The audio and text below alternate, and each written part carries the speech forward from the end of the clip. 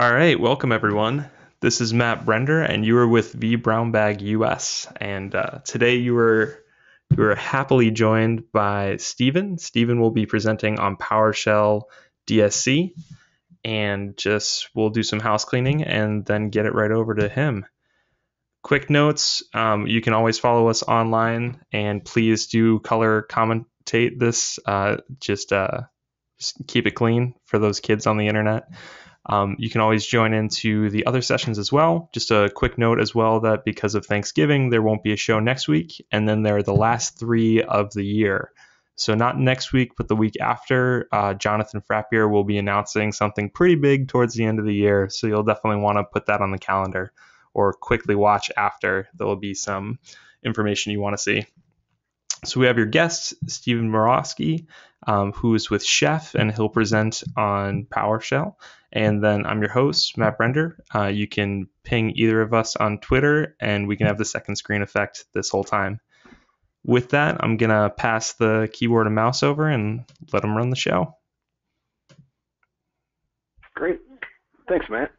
Much appreciated.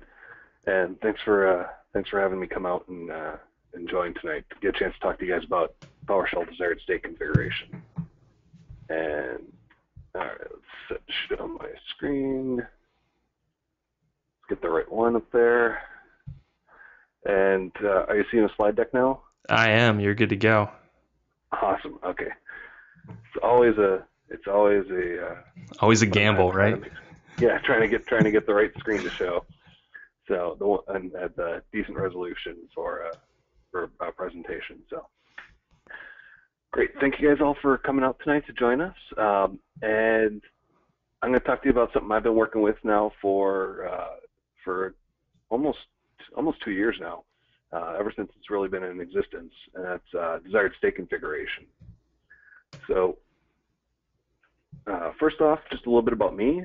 I'm a technical community manager at Chef. We do config management software, so that fits really nice in the desired state configuration space.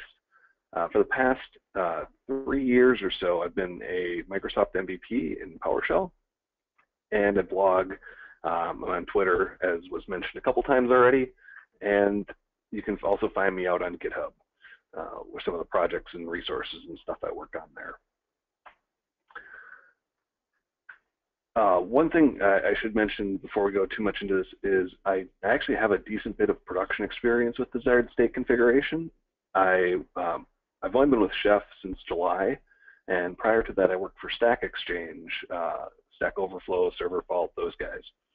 And I implemented desired state configuration there, and from when it was in one of the pre-release states all the way up through, and worked on it all the way through when I was there in July. So I've got a good bit of hands-on experience from the very early days of desired state configuration up till now.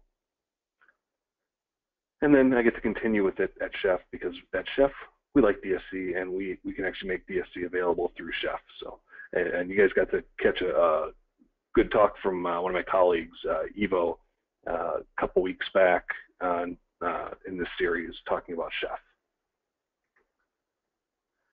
So what we're going to cover in the next hour or so is, what is desired state configuration?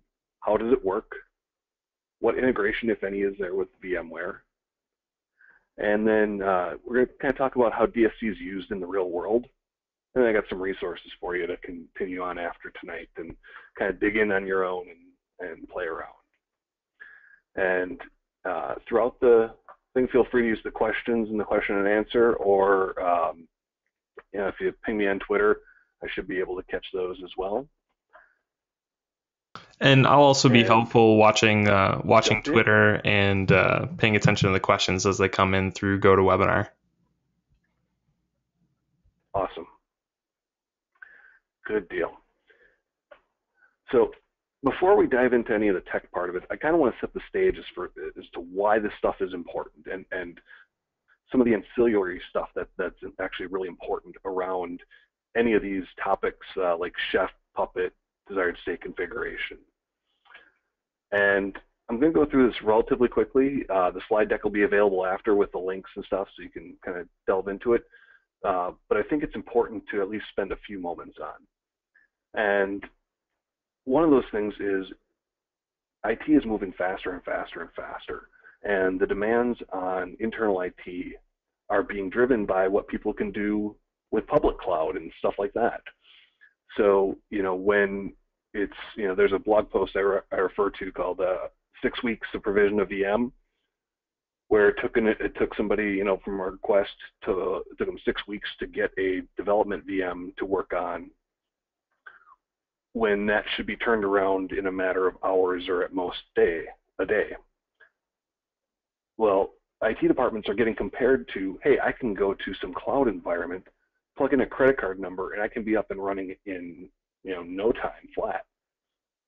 And this stuff is starting to kind of percolate out, and there are other enterprises and other large businesses that are doing this stuff.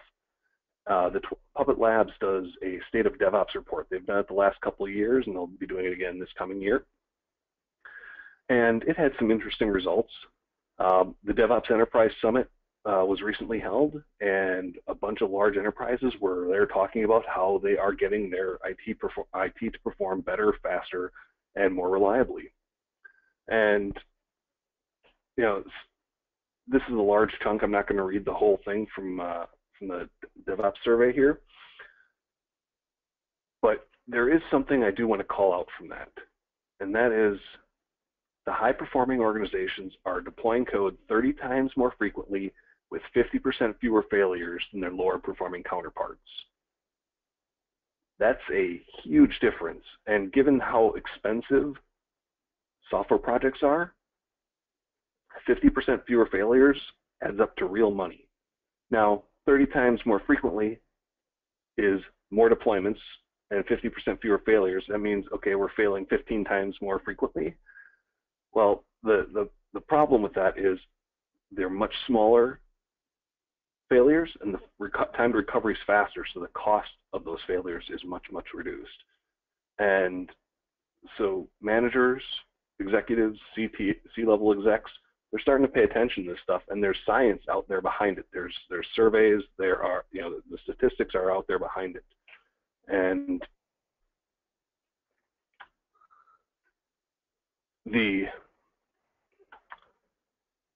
at the end of that Puppet Labs report, there is a couple of recommendations as far as, or correlations as far as what they saw in high-performing organizations. And there are things like continuous delivery and monitoring and testing. But one thing that's common between a bunch of these metrics is version control, and specifically the use of version control by operations staff. And tools like Chef, Puppet, and Desired State Configuration, they all lend themselves to working very well with source control.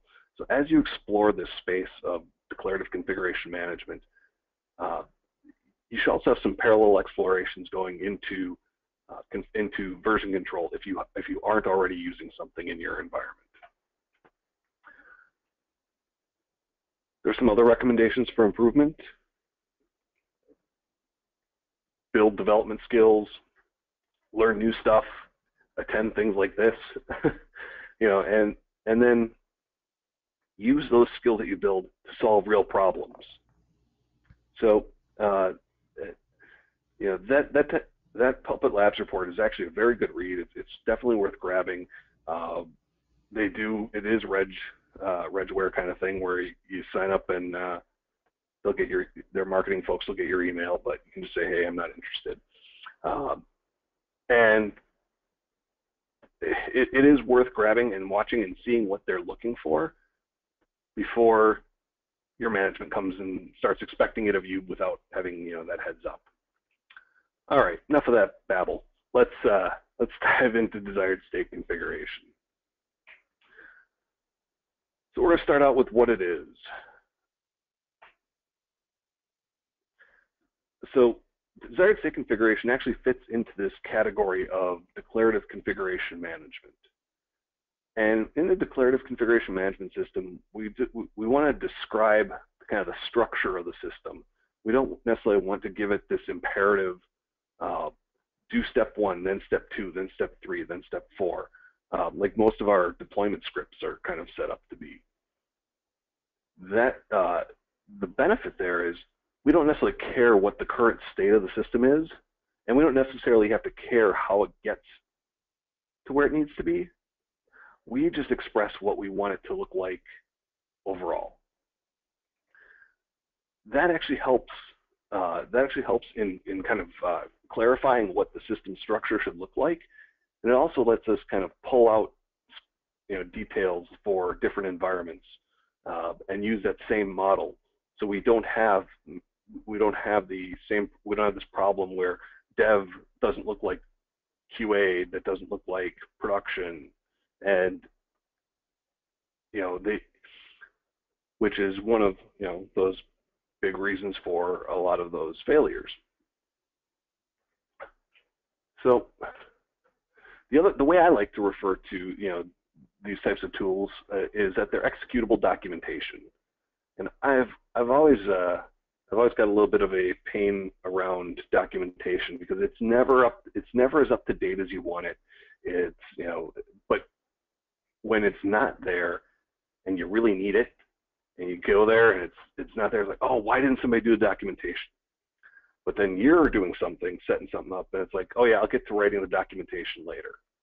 Well, from the standpoint of the structure of our systems, DSC and tools like it can be considered executable documentation, and it's one of those things that's not going to get out of date because it's constantly running on your machines in the background. It's always up to date. It's always what's currently out there in the wild.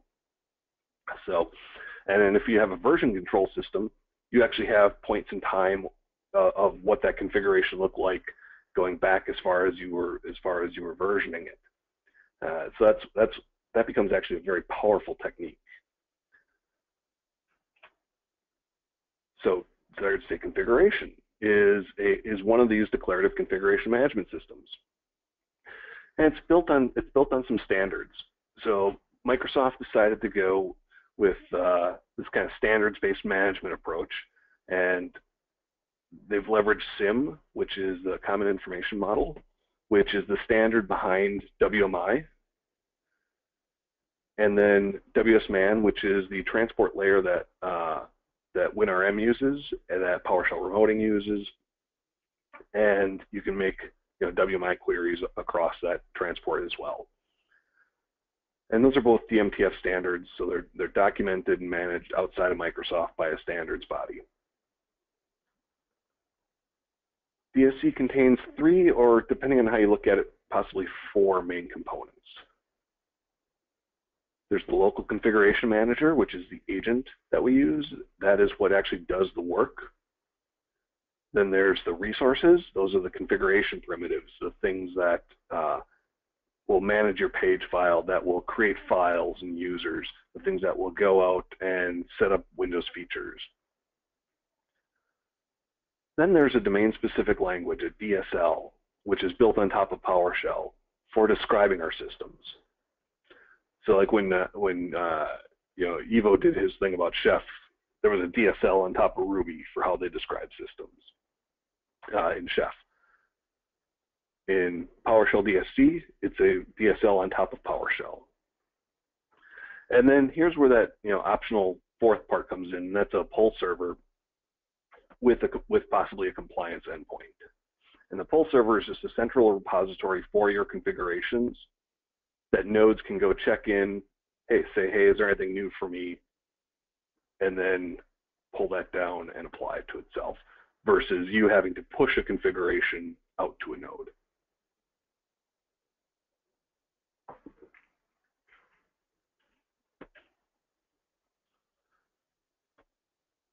Let's dig in on this local configuration manager. As I said, this is the agent. This is the thing that does the work. This whole standards-based thing is you're going to see this all the way through the stack of desired state configuration. Configuration documents are actually in this MOF syntax, which is the managed object format, or managed object format. That's a plain text representation of SIM classes. So going back, SIM, WMI. So basically, DSC is built on top of WMI. Now, these configuration documents are represented in MOF. We'll take a look at what these actually look like. It's not very scary.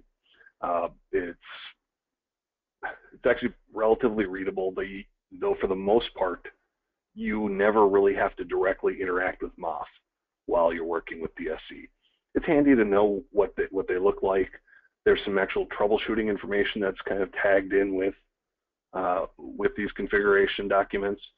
So it's handy to know what's there and that's not. But for the most part, you almost never have to look at these MOF documents. And you definitely don't have to craft them by hand, unless you really want to. And then there's an API, again, available via SIM and WSMan for working with the local configuration manager. Now, most of that is actually exposed also as PowerShell commandlets. So if you're using PowerShell, you're covered.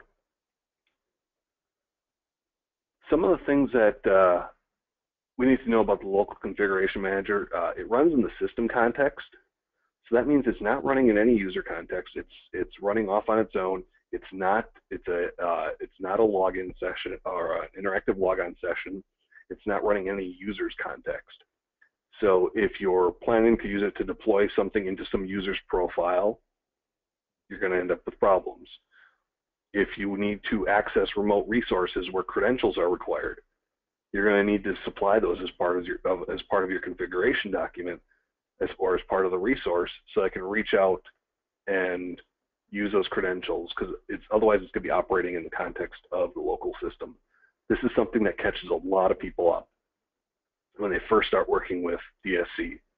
It's understanding that, hey, this is running in the system context, it is not running in any particular user context. So if I tell it start DSC configuration, it's not picking up my creds.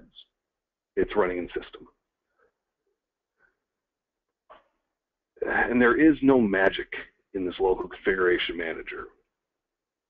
I think actually that little bit got, yeah, it expanded a little bit.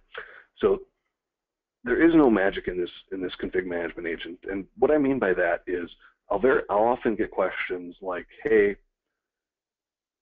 I want to install X with DSC. Can it do that? Or I need to manage service Y with DSC. Can it do that? And if it's scriptable, it's probably manageable with desired state configuration. Now, there are caveats like, hey, if this MSI is poorly packaged, if it has custom task sequences that depend on a user context, or if it's something like the standalone update installer that doesn't operate properly in the WinRM context, then you're going to have some issues. But if it's normally scriptable, if it's a nice, clean, unattended install, for example, then DSC has no problem with it. And again, because you can do pretty much anything you can write PowerShell to do. It's when we come back to some of these things like, okay, what user context am I in? Some of the stuff around managing scheduled jobs doesn't like being in a non-interactive session, so it doesn't like being operated on from desired state configuration, for example. So the thing to remember is there's no special magic that makes DSC work particularly well with one thing or another.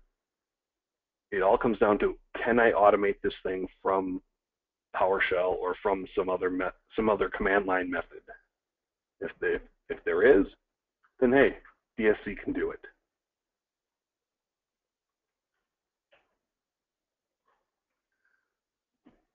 So when you're getting down into, and we'll take a look at actually what specifically is exposed by the local configuration manager, some of the key questions that you want to have in mind are, am I going to be working in a push environment where I'm imperatively going to push configs out to a node? Or do I want the nodes to actually go out and grab a config and come back? One of the key things that one of the key settings that we have in the local configuration manager is how should the config management agent operate? there's 3 different modes that it can use. The default is apply and monitor. And that means it'll take the configuration the first time it gets it, apply it to a system, and then every time it's supposed to run a consistency check afterwards, because when you run DSC, it will usually there's like a 30-minute interval that it will run at, and it will check and monitor. So it'll report deviance in the event log. Now, how I tend to see these systems and how I think that they're the most powerful, where they're kind of have the self-healing capability, is when you allow it to autocorrect. And so there's a setting in there that allows you to set it to, instead of apply and monitor, to apply and autocorrect. That means every 30 minutes or so when this thing checks, is if your system is out of compliance, it will bring it back into compliance. That can feel a little dangerous if you're not really confident in the resources that you have deployed.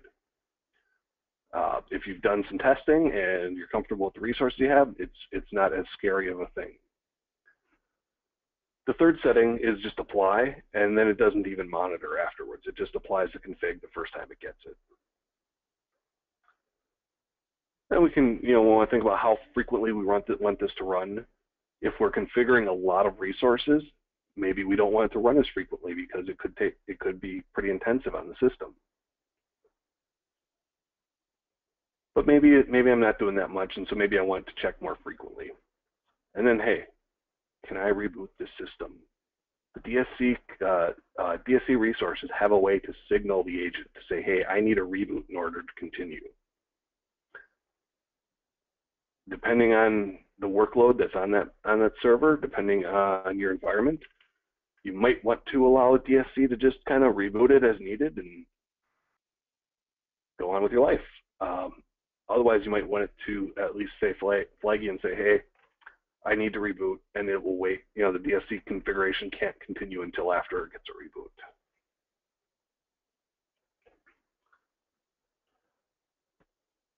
reboot. DSC Resources are the next major component. There's 2 formats for those. They can either be implemented in WMI, which there's only one of, to my knowledge, right now, and that's the file resource.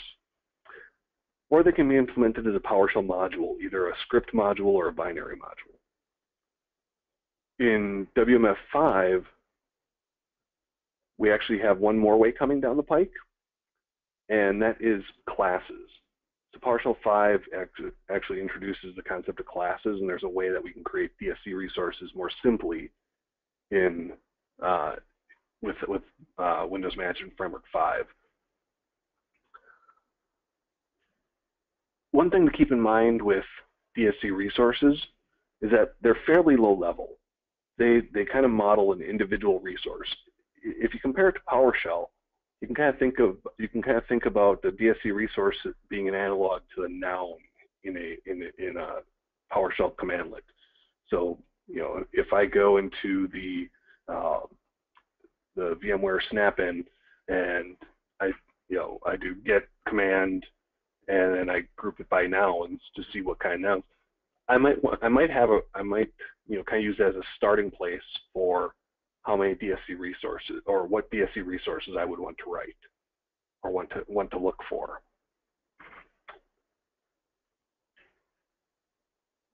Then we have the DSC Configuration, DSL. And there's 2 new keywords, configuration and node. And this is where terminology gets a little tough with some of the stuff they picked. So I'm going to talk about 2 kinds of configuration files. There's a configuration script and a configuration document. Configuration script will be PowerShell. That will be the domain-specific language that I'm going to illustrate to show you how to generate configs. And then the configuration, whenever I say configuration document, I mean the MOF document that gets generated.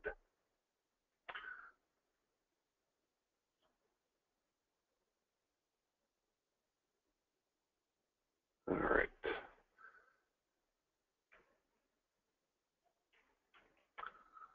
And this is what a configuration document looks like. We'll actually dig in and create, we'll actually use one on a system and take a look at how that works. That's enough slides for the moment. And okay, are you guys seeing the PowerShell ISE? Yes, we can, Stephen. And just to throw it out there too, I'm not seeing any questions come over Twitter through the webinar, but really don't be shy. I feel like there's a lot of detail here, and if you need a particular angle, I'm sure Stephen would be happy to dig into it. So ask away, and I'll interrupt appropriately.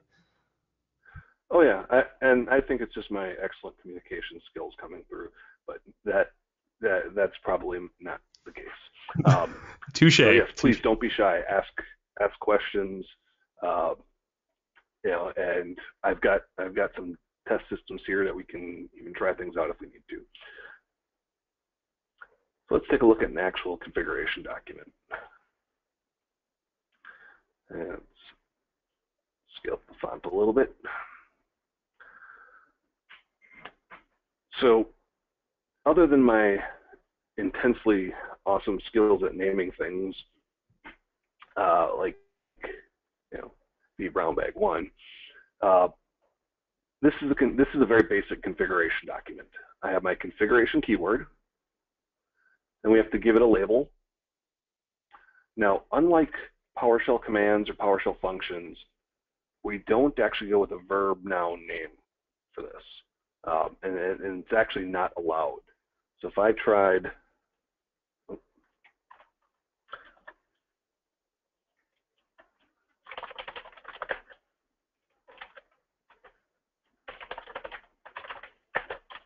to create this,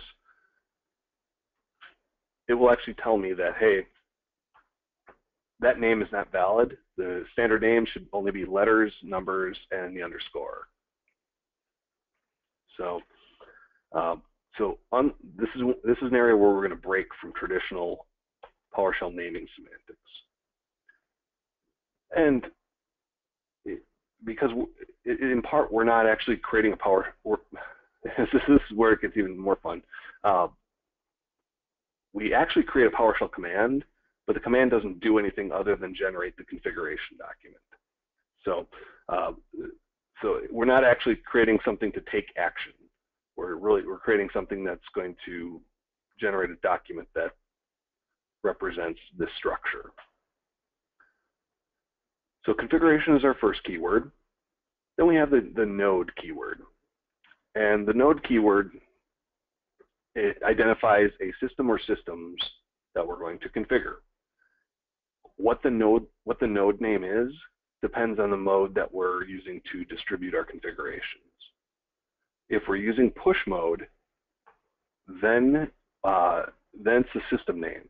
It can be the full DNS name, the short name, depends on what you need for name resolution in your environment. I'll show you how that actually plays out in just a second. If we're using a pull server, on the other hand, then the node name is a GUID, and it's a GUID that we assign to that node or a series of nodes that have the same function. So you can kind of work it both ways there. In this case, we're going to be very specific, and I'm just going to tell it I want my localhost node. I'm going to use the file resource to create a directory.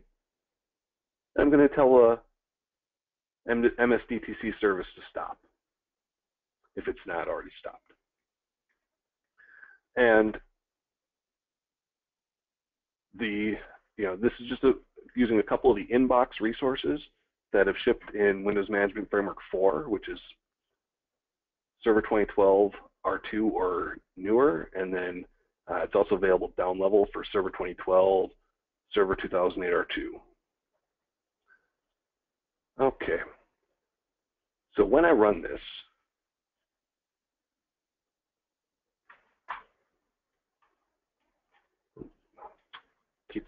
keep grabbing the wrong key combo.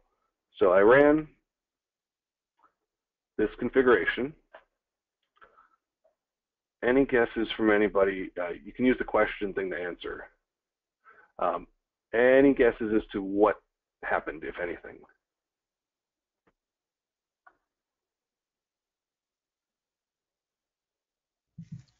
I'm waiting for an answer or two. Oh, we have one from from Todd. Create directory and stops MSDTC. Yep. All right. All right. Thanks, Todd, for the guess, sir.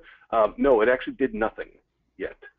All it did was actually created a command called vBrownbag1. Now, this command can be used to generate the configuration. Now, you might be saying, "Hey, that's like going around the block to get next door." Yes and no. So, for this one right here, it's a lot of work to get to a configuration command. But when we start, making this kind of production ready and pulling out what nodes we're talking about and our environmental data, and we supply that all with our configuration data, which we should be able to touch on before the end of the hour. Then that's when that stuff becomes more important, and now we're basically parameterizing or making the configuration capable of accepting outside information. So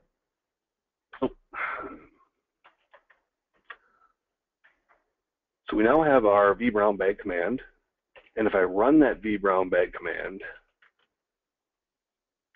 my output is a document. And you can see the file extension is .mof.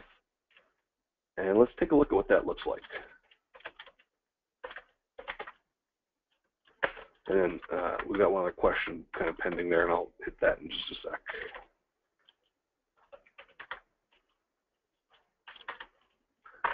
All right.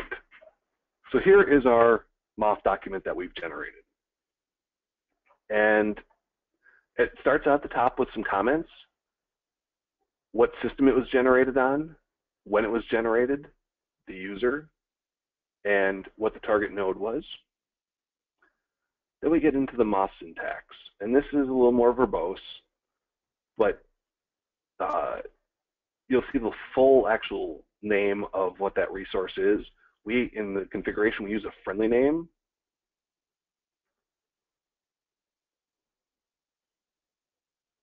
And then we have the full name of the resources. Inside the resource, we'll see the parameters that we declared, plus some additional info. This stuff is really important here, this module name and module version. When you generate a DSC configuration, the resources are actually defined inside modules, and it will put the module where that resource is defined. It'll put that name in the configuration document, and it'll put the specific version of where that that module based on where that configuration is being generated. So when you go to apply a DSC configuration, it actually checks this stuff to see if you have the right module and the right version. And the version's got to match up. If the versions don't match up, you're going to have problems. It won't run. So you need to be aware of what the module version is, where your configurations are being generated. But we see our destination path. The other thing that we want to be aware of is the source info. So this basically tells us where in our document, where in our configuration document, this stuff comes from. Because we have all of PowerShell available to us when we generate a configuration, you might have a loop in there that does stuff, or because you might have some conditional statements. So your configuration script might actually be a little complex. And so this source info can help you track down where that actually came from. If you're trying to figure out, hey, how did this actually come into being in this configuration document? And then this resource ID is important. This has to be unique. This uniquely identifies this resource in the whole configuration document. And each server, when you're talking about PowerShell DSC, there is only one final configuration document. There's little asterisk on that when we start talking about Windows Management Framework 5. But in the Windows Management Framework 4, there is only ever one configuration document that describes the state of the system.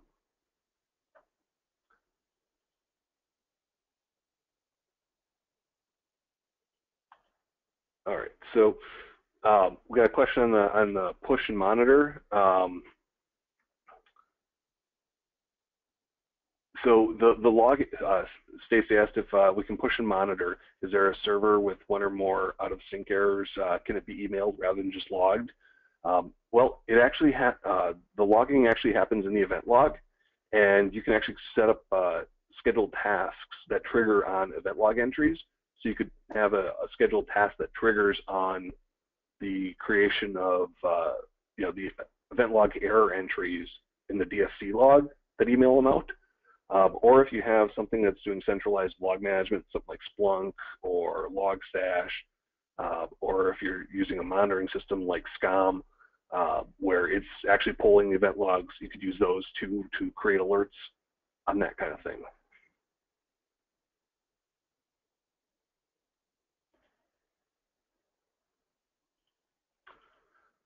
And then we had one other question asking if there's an easy way to pause pull-based DSC on a per environment basis. There is not. What you would need to do is deconfigure the local configuration manager and then reconfigure it, or remove the configuration document from that system, and then not have one available for it to pull until it's got its new one. So there's not a great story there, Todd. But there's no real pause capability. If you're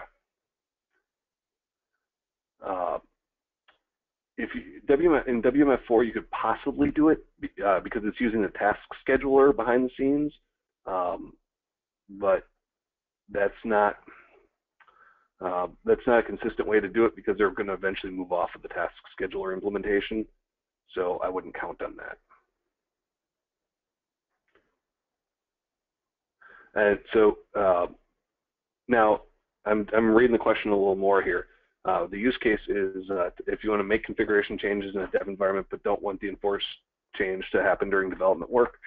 This is where having a pull server environment and using source control really comes into play. You wouldn't want to merge your changes till you're ready to push them. You wouldn't push them to the pull server until they're ready to deploy out to nodes. And that might be the case of, okay, maybe I have a staging pull server that I can do development against or something like that. But yeah, you wouldn't want to push partially done configuration documents out to your pull server anyway. That's more of a workflow issue. All right, let's pick back up. We are running a little short on time, so I'm going to jump to show you this demo here. So configurations themselves can actually be treated as resources. So we can create a configuration like the first case where we define something for a particular node, but I might have like a common configuration that I want to share across multiple nodes, for example. Maybe like, I want all my machines to have certain power plan and page file. I can actually create that stuff in a configuration, and then I can import that configuration into another configuration document. And I can parameterize it just like I would a function. And then in the resource, and then in the other, in the master configuration, for example, I would use that what's called a composite resource, just like I would any other DSC resource. And this is a handy technique to be aware of. there's a good blog post actually on the PowerShell team blog about how to create and have composite resources that are discoverable like DSC resources.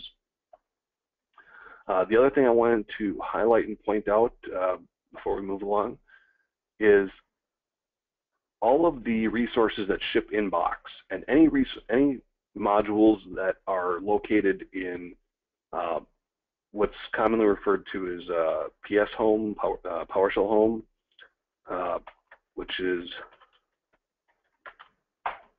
C Windows System 32, Windows PowerShell v1.0. Anything that's in PS Home modules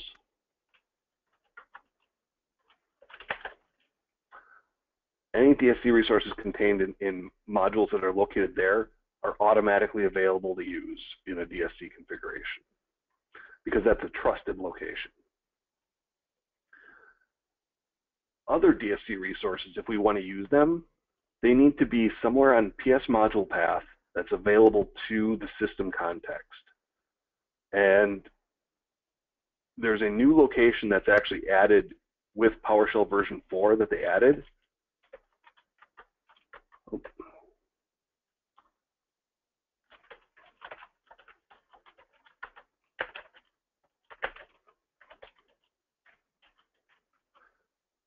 And that's this C program files Windows PowerShell modules location. And this is available in the system context, and this was actually created for a place to store DSC resources, or modules with DSC resources, as well as other modules. Anything that's located there, we need to actually include a directive to the DSC configuration document to tell it, hey, I'm using resources from somewhere else. And we have to tell it the module name.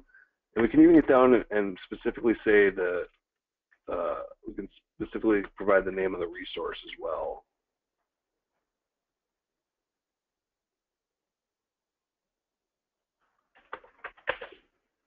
If I wanted to be more specific, usually I just import the module name, and then all the resources available in that module are available to be used. If I don't include that directive, it's going to tell me that page file and power plan are not native or are not DSC resources that it knows anything about.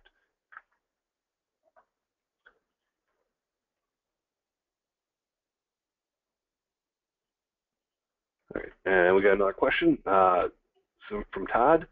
So I take it PowerShell 5 with classes will deal with class inheritance, composite resources. Not quite. So composite resources are really a way to put a higher level abstraction on your configuration. Since resources are so low level, if I wanted to package up, like, say, a common way to deploy, say, SharePoint with maybe a couple of parameters, but I don't want everyone to have to go in and specify all the IIS settings, all of the SQL Server related settings, and this, that, and the other thing. I can give them a composite config which offers a subset of configuration options that I want to expose, and then I can have defaults in a lot of other areas. It's really similar to when I write a PowerShell function, I'm wrapping a bunch of commands in a way that I want them to execute, and then I'm taking some parameters to control how that operates. A composite resource is very much like the comparison between a function and a native commandlet.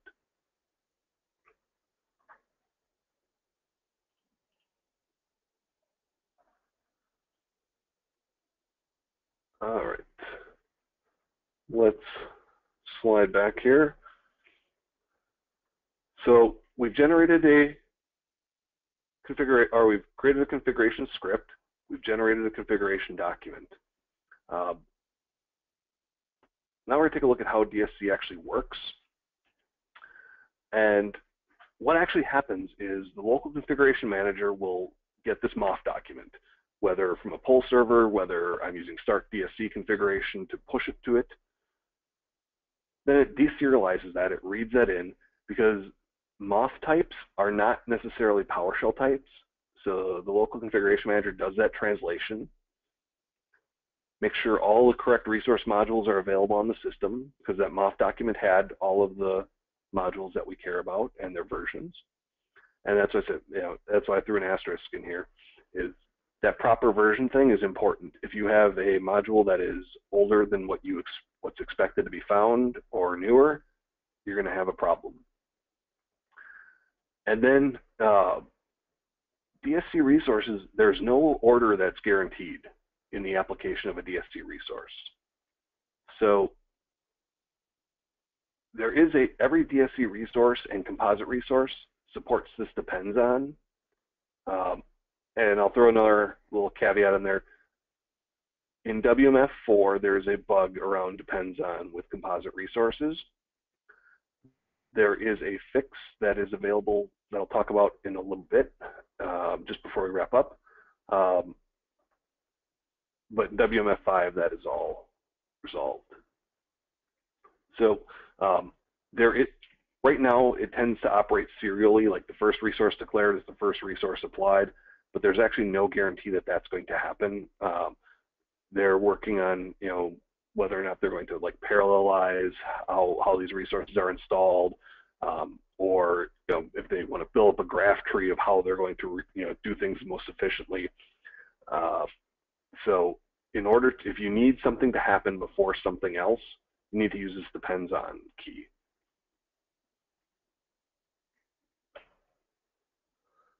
All DSC resources offer 3 functions: get target resource, set target resource, and test target resource. And all 3 of them take the same parameters. And that's what actually gets passed to them from the local configuration manager. So when it deserializes that MOF document that we talked about, it gets the parameters to use when calling for each particular resource, when it calls test target resource. And so DSC operates in this kind of in this test and repair, with this test and repair concept. First, it checks using test target resource to see if the things are in the desired state, and if they're not, then it will run set target resource with that same parameter set to actually make things right. I mentioned we have some logging details in the event log. And let's actually see a DSC run happen. So I'm actually going to, we'll run the one that we created here. So in order to force a configuration onto a system, we can use start DSC configuration. And there's a number of parameters to this command. By default, start DSC configuration actually starts the configuration actions as a background job. So if we want to see what happens, we have to tell it a couple of things. We have to tell it to wait, so that means it'll kind of be like it's interactively happening.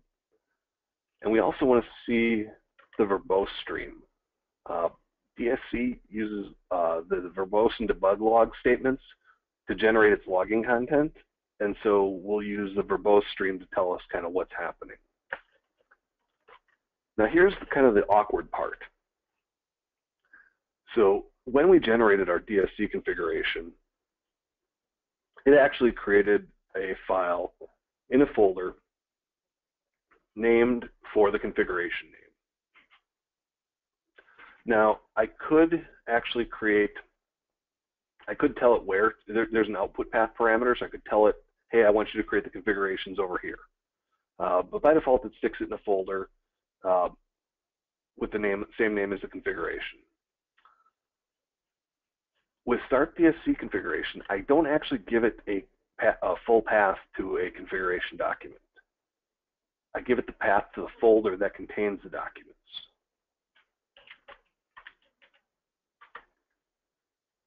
And then I can tell it what computer names to actually go operate on. Otherwise, it's going to operate on every computer can find a configuration document for in that folder. That's why those node names, the node names are what the file are what kind of key off the file names. And that's why that node name is important for depending on the mode that we're using to distribute those configuration documents. So if I'm in this case, I just have the one, so I can just run it. But otherwise, I can specify computer name localhost, and it's going to look for localhost.moth to apply that. This one sometimes takes a little bit to wrap your head around, and doing it a couple of times, and doing it wrong a couple of times. So then what happens when we run this configuration document is we get this nice verbose logging here that tells us what system we're talking to. Then we have this local configuration manager set. This is the very start of the configuration run, when we don't see anything else here. Then we get into start resource, and it tells us the resource name that we're going to be configuring or checking the configuration on. Then we move into this test phase. So we always start when we're running, when a DSC consistency check is running, we always start with a test. And it tells us, hey, I can't find that file. So now, since I couldn't find it, then I'm going to run my set command. And the set command goes and creates a directory. And then we end our resource. Then we get into our second resource. Hey, is MSDTC stopped? We have to test. It wasn't, so we ran set. So what one thinks now, if I ran this again, sorry about that. Let's take a look in, there we go. One thing, if I ran this again, it would go a little faster and it wouldn't have the set methods, because now the stuff I expected to be done should be done. Yes. So my next run's a lot shorter. Now it runs my tests. It says, hey, I found that directory. And I ran testing my service state. I didn't get any verbose logging, but it skipped the set, if we see here. We have skip set, so we know that the test came back and said things were okay.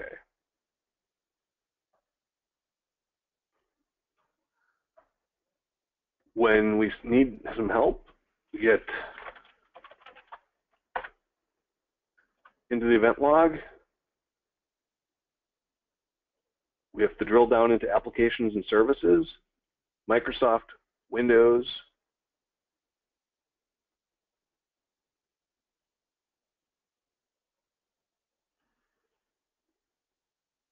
and then there's going to be a desired state configuration.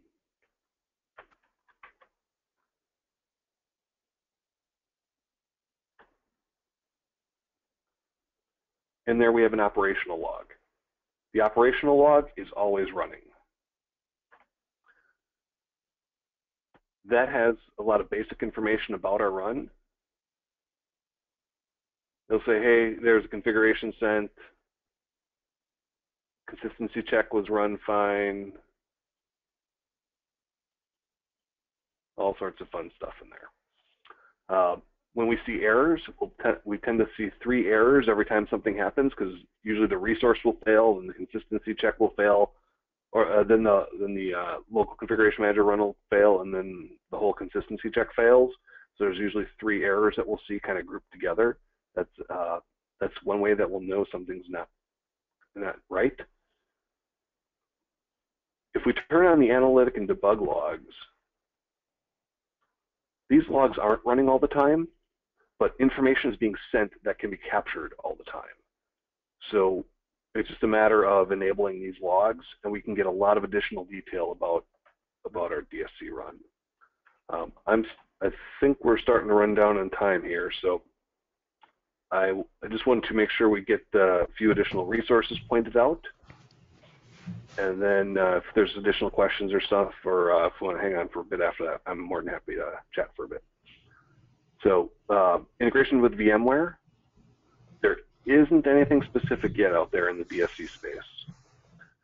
But there's a ton of good commandlets out there for VMware, so hey, I'm going to challenge you guys. If you want to create some resources, I'd be happy to have them over at PowerShell.org. We have a community repository that we curate there, and we'd love to have some resources around VMware. So that's my challenge to you. If you're looking for ideas, take a look at the HyperV resources and projects like Chef Provisioning that wrap a lot of functionality for taking systems and building out and deploying environments.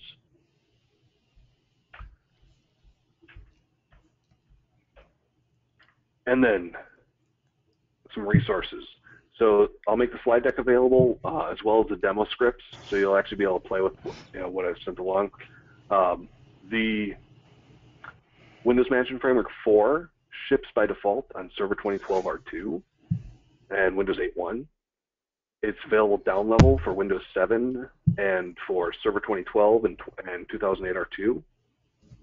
Windows Management Framework 5 is out. The November preview was just released the other day.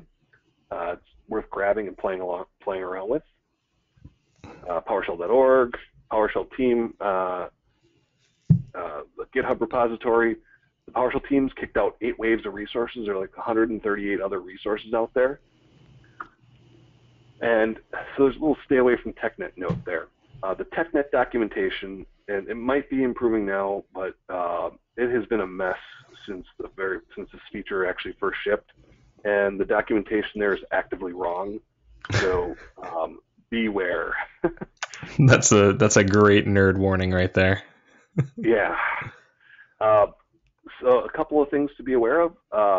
There's a KB that was just released that right now is up for 2012 R2, but fixes and improves a bunch of stuff in Windows Management Framework 4. Eventually it'll be available for down-level systems, but it gets rid of some of the incompatibilities and things like that. And Stephen, I think I'm just going to have to jump in with the last 20 seconds. I think we get cut off right at the top of the hour. Just a reminder that no show next week. Thank you so much, and this will all be posted online. Those that are still interested, we'll let them finish up right as this ends. So go right ahead. All right. So WMF5 preview introduced the concept of partial configurations. So you can actually have sections of the configuration that are designated for different groups to manage, and they can ship independently, and then the local configuration manager will assemble them into a final configuration. Classes we talked a little bit about, and then there's this debug mode. DSC does a lot of caching, and debug mode disables that so you can more easily develop against it. Let's see, and then some books that I recommend as we're getting into this. But I'll pass along the deck along with the demo scripts, and there's some homework too.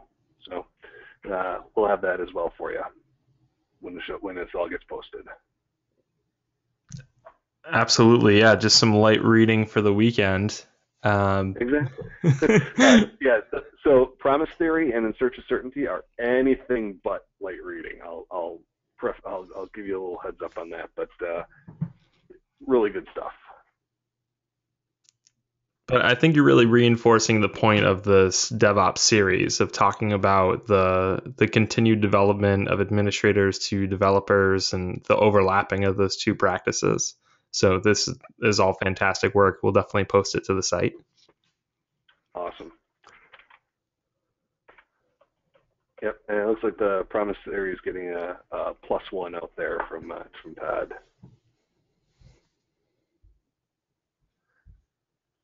And Todd and Joe, you guys are very welcome. Thanks for sharing part of your night. And if there's any other questions, I'm happy to answer a few if anyone's got it. Sometimes I know you need to just go play with it for a bit before you actually come up with questions when you get a lot of information thrown at you in a very short order. Yeah, so we can take more questions. I'm going to stop the recording and thank everyone for joining tonight. This has been another amazing